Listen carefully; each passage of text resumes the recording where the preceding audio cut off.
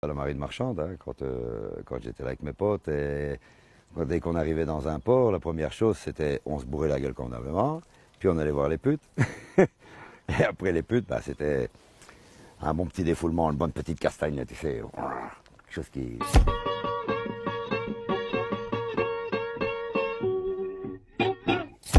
Et puis le vieux venait nous rechercher tous les soirs à la prison. On avait passé la nuit à la prison. Bon, ça c'est mes hommes. Hein. Oui, les faire sortir. Ils payaient la caution, qui nous était déduite à chaque fois, bien entendu, de nos salaires, quoi, tu vois. Bon. Et puis, c'est vrai que j'ai eu encore une petite époque castagne comme ça quand j'étais garçon de café. Parce qu'il est vrai que, tu sais, si tu es garçon de café et qu'il y a deux gars qui s'empoignent dans un bistrot, ben, ton rôle, c'est de les séparer. Messieurs, calmez-vous. Moi, c'était pas comme ça. J'ai dit, oh, ça va pas ici. Et alors, il y en a toujours au moins un dans les deux. Quoi, qu'est-ce que t'as, toi? Tu en veux aussi? Il tombait mal parce que c'est vrai que je savais me défendre. Et bam, bam, t'en veux aussi, c'était le mot qu'il fallait pas dire. Tu vois? Et bing, bing, et boum, ça tombait. Moi j'ai un truc, ouais. Quand tu es pour te castagner avec un mec, si le mec il est comme ça devant toi, toi tu te mets de trois quarts face. Toujours de trois quarts face. Déjà, la surface sur laquelle il peut frapper est beaucoup moindre. Hein, si tu es comme ça, bon, il peut frapper partout. Si tu es comme ça, il peut frapper que dans tes côtes. Et là, tu as tout ce qu'il faut pour les protéger. Et alors, le coup de poing le plus rapide du monde, c'est l'ouraken. Ça, mon ami, quand le gars, il s'y attend pas, parce qu'il sait pas que tu sais faire ça. Il sait pas que tu as été karatéka ou quoi. Ou bien que tu as appris à faire un ouraken. Donc lui, il est comme ça, et toi, tu arrives près de lui, et tu le chopes là. Et à partir du moment où il est chopé là, il voit plus clair. À partir du moment où il voit plus clair, boum, boum, t'as entendu en mettre plein à sa gueule, il n'y a pas de souci. Mais bon, ça c'est ce que je faisais quand j'étais jeune. Maintenant, je suis vieux. Donc maintenant, je regarderai, s'il est trois fois comme moi, ben, je vais plus plonger en dessous de ses jambes, entre ses jambes, et je vais lui mordre ses couilles. Voilà. Et s'il faut, si je vois qu'il plie bien après avoir mordu dans ses roubignoles, là, je lui remettrai un ouraken convenablement dans la tronche et je vais l'assommer. Pour être sûr qu'il ne se réveille pas, qu'il vienne m'assommer par derrière. Si tu as un mec que tu vois, que tu sais qu'il va, même si tu lui dis bon ça va on arrête, et que tu sais qu'il va continuer. Alors tu lui donnes la main droite, tu lui dis allez, on va pas se bagarrer pour ça, c'est une connerie. Et quand tu as bien sa main droite dans la tienne, tu lui mets une gauche dans sa tronche.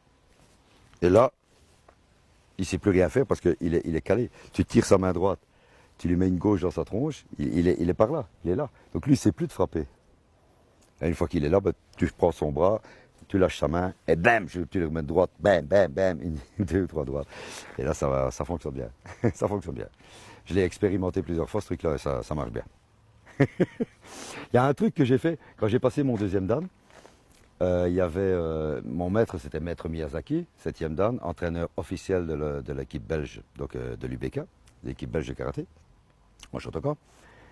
Et je devais marquer à Wasari, donc à demi-point, face à lui, en nippon kumite, hein, donc en assaut un pas. Et il se met en position devant moi, moi je me mets en position, lui Zenkutsu, Makokutsu, attention mes lunettes. Donc moi je suis en Zenkutsu. Et alors, je lui téléphone à Maïguéré. Il y croit.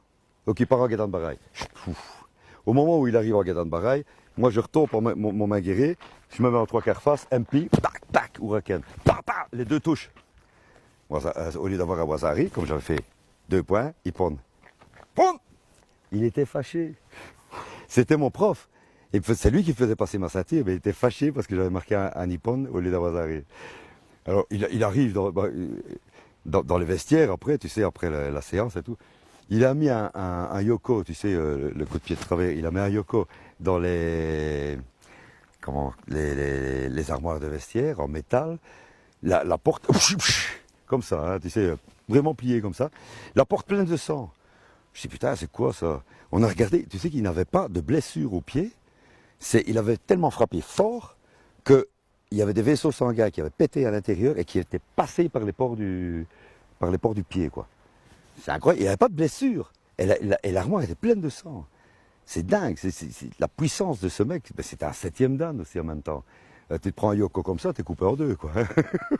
T'as plus de côte, t'as plus rien du tout. Hein.